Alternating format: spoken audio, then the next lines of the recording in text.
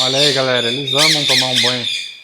Todo dia aqui liga às 3 horas da tarde e fica aí 15 minutos ligado. Então quem quer tomar banho toma, quem não quer não toma. Só quando estiver bem frio eu desligo, daí não deixo ligar. Mas se não, é banho automático para eles todos os dias. Eu acho que eu vou começar a intercalar e deixar meio aleatório, para não ligar todo dia no mesmo horário. Vou fazer aleatório para imitar um pouco mais a natureza. O que vocês acham que é melhor? Ter um horário certo para o banho ou ser aleatório? Deixa aí nos comentários.